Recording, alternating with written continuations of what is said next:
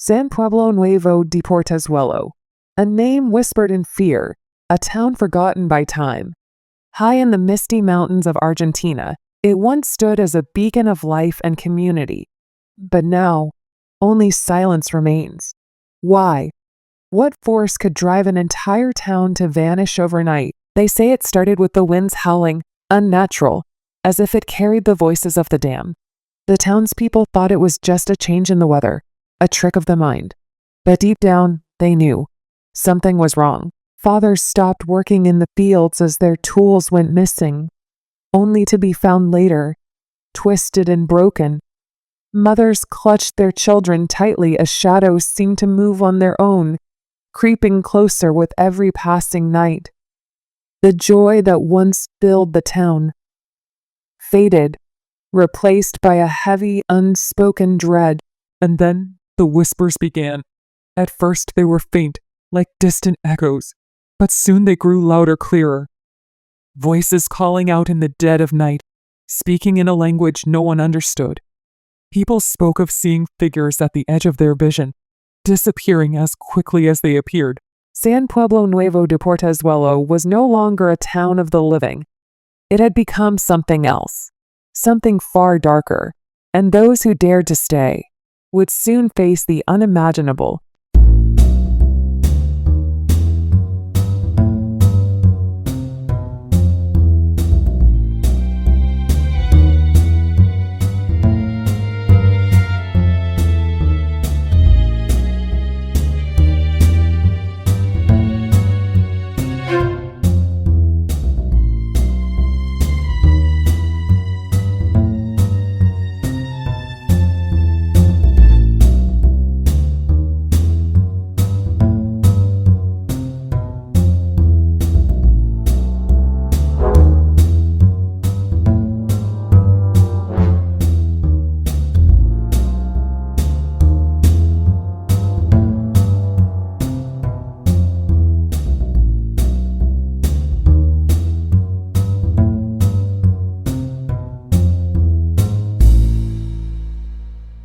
It began as a whisper, a mere flicker in the shadows.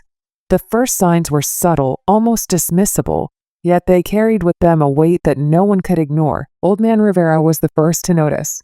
He spoke of strange noises in the dead of night, like the rustling of leaves when the air was still. It's just the wind, he told himself, but deep down he knew. It was something else. And then there was the Torres family. Their youngest, little Maria, started waking up at night, her eyes wide with fear.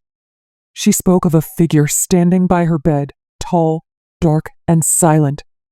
Her parents reassured her, said it was just a bad dream, but they couldn't shake the feeling that they were being watched. The town's once bustling marketplace grew quiet. People stopped gathering at the square, too afraid to speak of what they'd seen, of what they'd felt. They carried their fear in silence, each of them hoping they were alone in their dread, yet knowing that something unspoken connected them all. The signs grew more frequent, more menacing. The cattle refused to graze, as if sensing an unseen predator. Children, once full of life, played in hushed tones, their eyes darting to the shadows that seemed to grow longer with each passing day. And still, the townspeople tried to find explanations. "It's just our imagination," they said. "We're overreacting." But the unease settled in their bones, like a cold they couldn't shake. But it wasn't their imagination. It was real, and it was getting closer.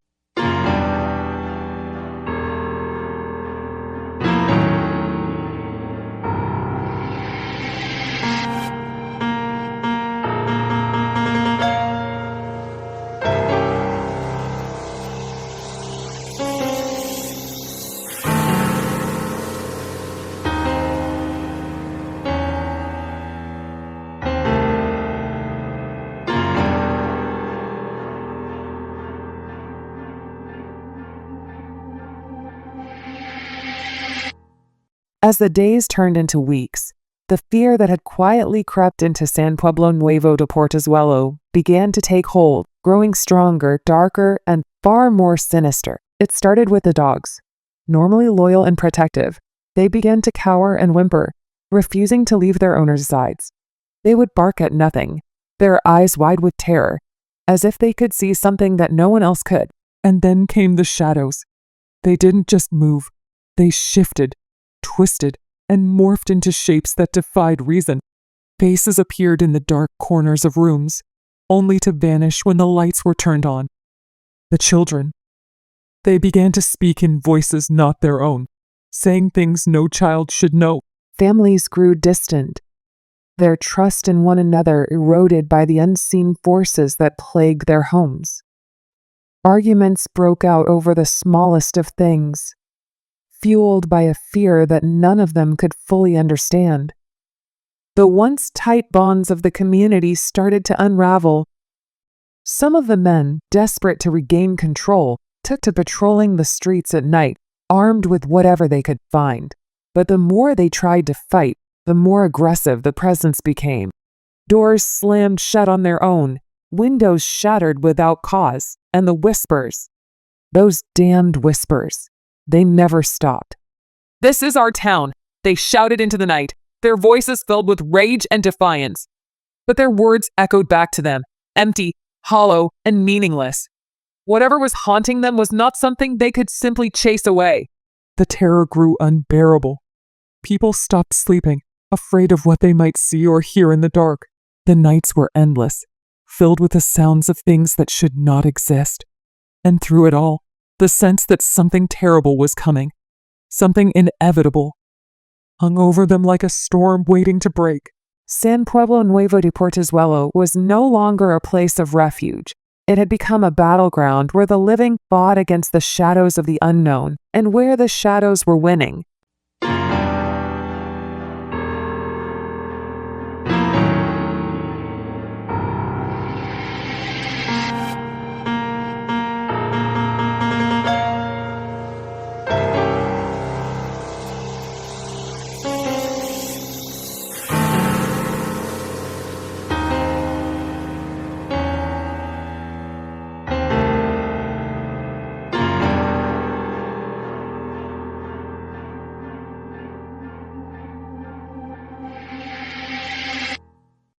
The tension in San Pueblo Nuevo de Portezuelo reached a breaking point. The townspeople, desperate for answers, gathered in the old church for a meeting that would decide their fate. The room was packed, every seat filled, every eye wide with fear and uncertainty. Father Miguel stood at the front, his hands trembling as he tried to bring the crowd to order.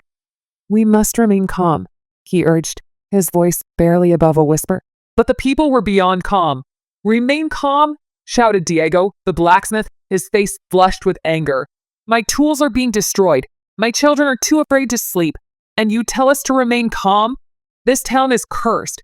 His words struck a chord with others, and the room erupted in a chorus of angry voices, each louder than the last.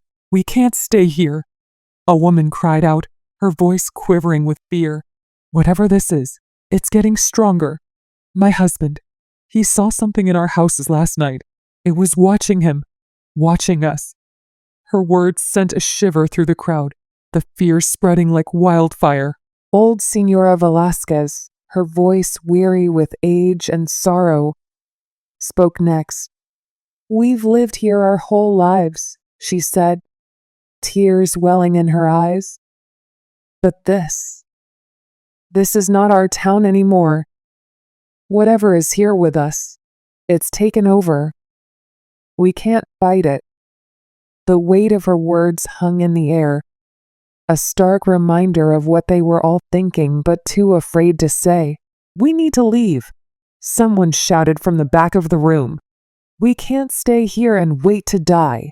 Others nodded in agreement, their fear turning to anger, their anger to desperation. The room was a storm of emotion, each person fighting to be heard, each voice adding to the chaos. "No, we stay and we fight." Another voice boomed, this time from Pedro, the miller. "This is our home. We can't just run away like cowards. We need to stand our ground, show whatever this is that we're not afraid." But even as he spoke, there was a tremor in his voice, a hint of doubt that everyone could hear. And as the arguments raged on, the fear in the room grew palpable, suffocating. It was as if the very walls were closing in, the shadows deepening, darkening. The church, once a sanctuary, now felt like a trap. There was no safety here, no escape from the terror that gripped them all. The town meeting, meant to bring order and resolution, had only deepened the divide. They were a community torn apart by fear, and as the night wore on, it became clear. No one had an answer. The town was unraveling, and time was running out.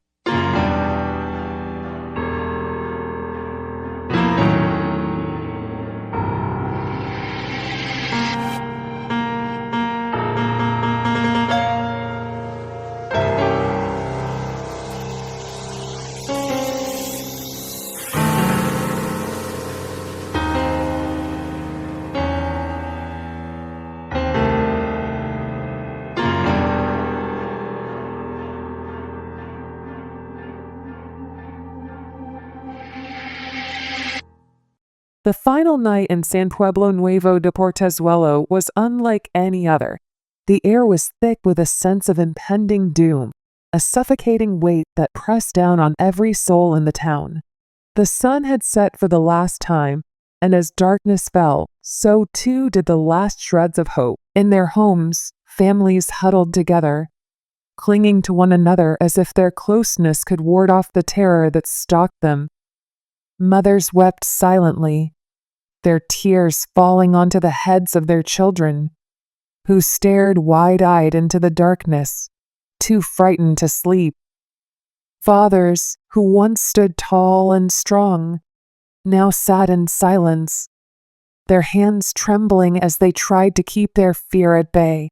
"We'll leave at first light," they whispered to each other, voices barely audible over the deafening silence that filled the town.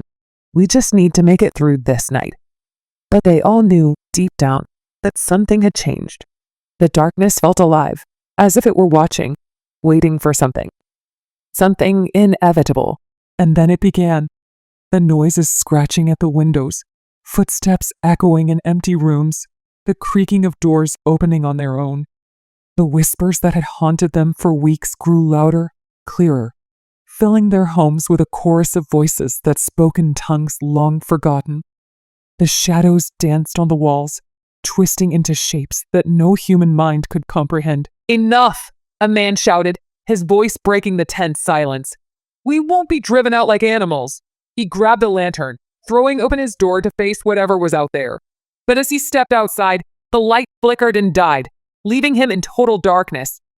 His screams echoed through the night, a sound that would haunt the memories of those who heard it for the rest of their lives. His wife collapsed to the floor, her cries muffled by the terror that choked her. The others, too afraid to move, could do nothing but listen as the darkness closed in around them, their homes now nothing more than prisons of fear. Hours passed, though they felt like days. The noises grew louder, the whispers more insistent, as if whatever was out there was trying to force its way inside. The walls themselves seemed to pulse with malevolent energy, and the very air became thick with dread.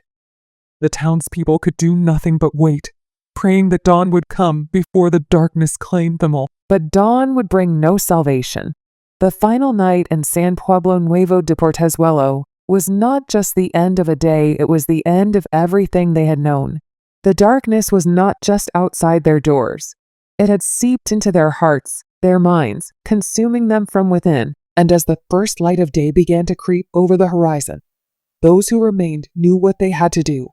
They would leave behind their homes, their lives, their memories. The town would become a ghost, its name whispered only in fear, its story a warning to those who might come after. But even as they fled, they knew they could never truly escape the darkness that had claimed San Pueblo Nuevo de Portezuelo.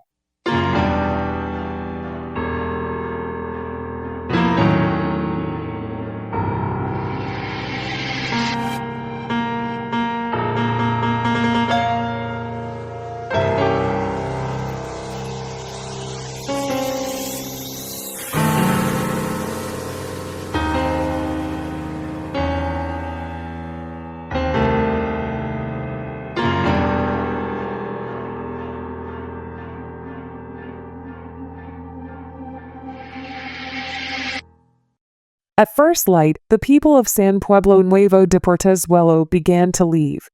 There was no time for goodbyes, no time for farewells. They moved like shadows, silently, urgently, as if any sound might bring the darkness back upon them. They left behind everything they had ever known. Homes that had been in their families for generations, fields that had fed them, memories of a life once full of joy and laughter. But now, those memories were tainted, stained by the fear that had consumed them. Their town was no longer a place of safety, it was a place of nightmares. "We must keep moving," they whispered to each other, their voices tinged with the exhaustion of sleepless nights and endless fear. "Don't look back. Whatever you do, don't look back." They feared that if they did, they might see it the darkness, the shadows, the thing that had driven them from their homes. As they walked, the sounds of the town, once familiar, comforting, took on a sinister tone. The creak of a door, the rustle of leaves, the distant echo of a child's cry, all seemed to follow them, growing louder with each step. Some swore they felt eyes on them, watching from the windows of the abandoned houses. Others claimed they heard footsteps behind them, but when they turned, there was nothing there. Old Senora Velasquez, too weak to walk, was carried by her son. Her eyes, once full of life, were now dull, as if the very essence of her spirit had been drained away. She murmured prayers under her breath, but even those seemed hollow, empty. She knew, as did they all, that they were leaving a part of themselves behind, a part that they could never reclaim. "This is wrong," a man muttered through clenched teeth, his hands balled into fists. "We shouldn't be running. This is our home." But even as he spoke, his voice cracked with fear. He knew deep down that there was no choice. To stay was to die or worse. And so they walked, a procession of broken souls, leaving behind the town that had once been their sanctuary. The road stretched out before them, an uncertain future that held no promises, only the hope that they could somehow escape the terror that had claimed their lives. But as they crested the final hill, something remarkable happened. The first rays of sunlight broke through the clouds, casting a golden light on the path ahead. It was as if the world was telling them that there was still hope, still a chance to start anew. Though their hearts were heavy, and their souls marked by the horrors they had witnessed, they knew they had survived. And survival meant they could rebuild. They could find peace again, somewhere far from the shadows of San Pueblo Nuevo de Portezuelo. The town would remain empty, forgotten, a relic of a past that no one would dare to speak of. But the people, they would move forward, carrying with them the lessons of their ordeal and the knowledge that sometimes the only way to conquer the darkness is to leave it behind.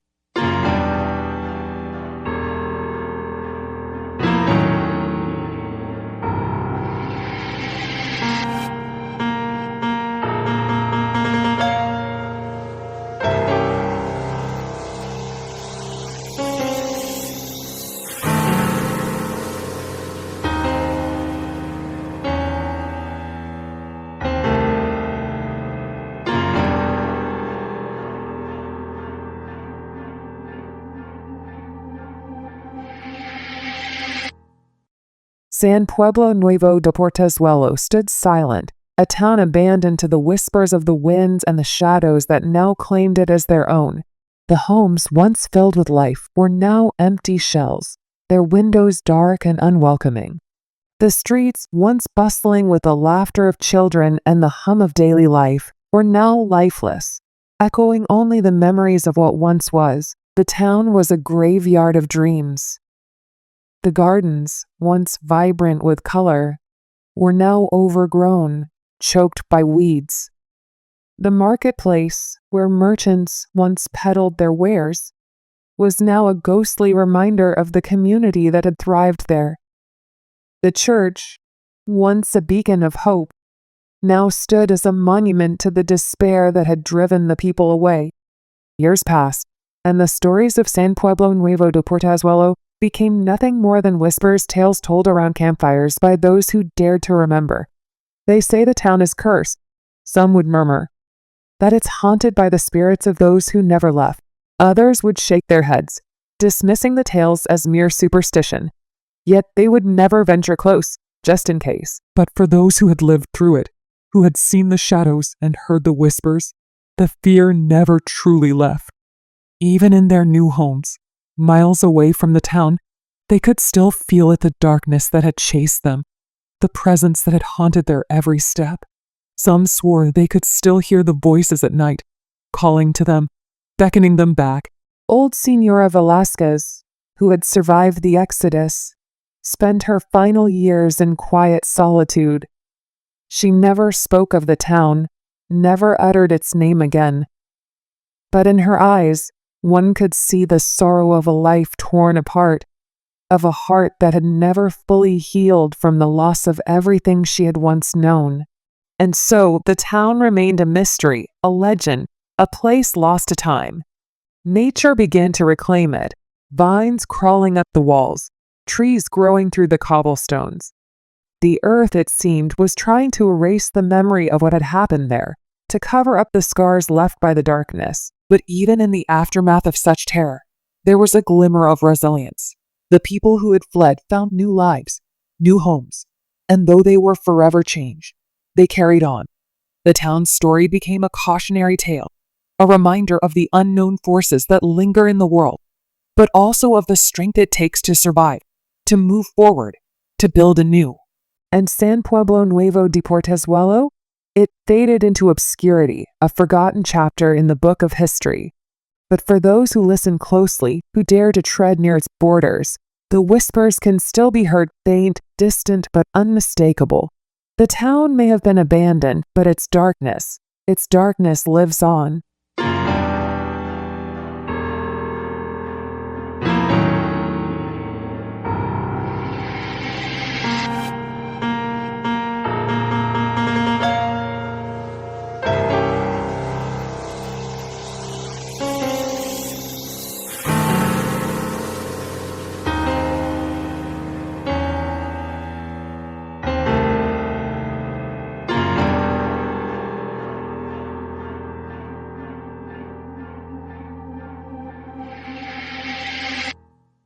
San Pueblo Nuevo de Portezuelo, a name that once signified a thriving community, now only lives in whispers and shadowed memories.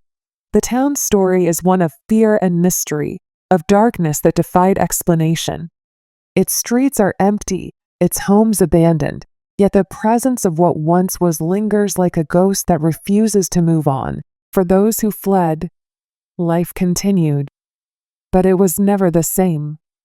They carried with them the weight of what they had seen, what they had lost, the laughter of their children, the warmth of their hearts, all replaced by the cold grip of fear that tightened around their hearts.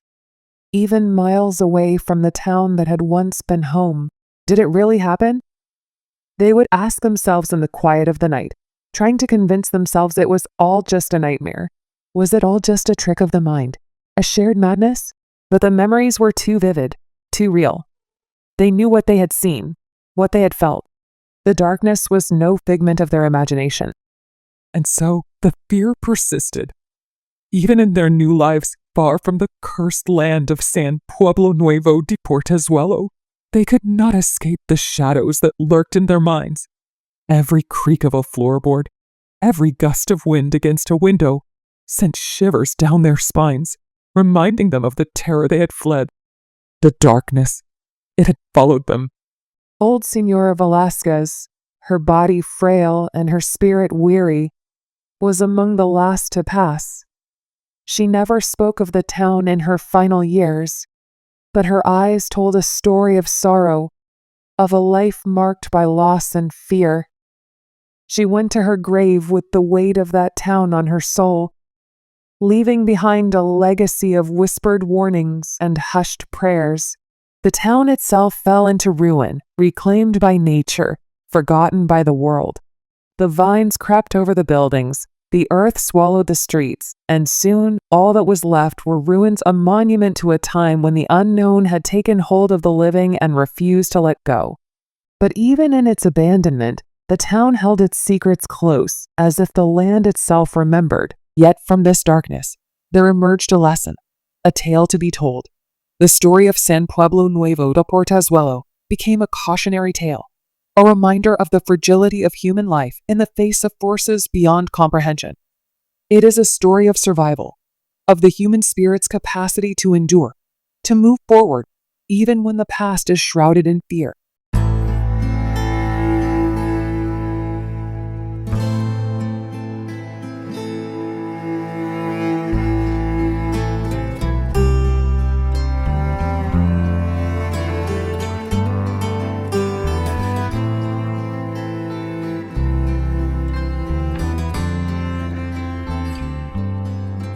And so, the story of San Pueblo Nuevo de Portezuelo comes to an end. Or does it? For those brave or foolish enough to seek it out, the town still stands, waiting in silence. The shadows still linger, the whispers still echo. The darkness, it's still there, waiting, watching, and perhaps one day ready to claim another.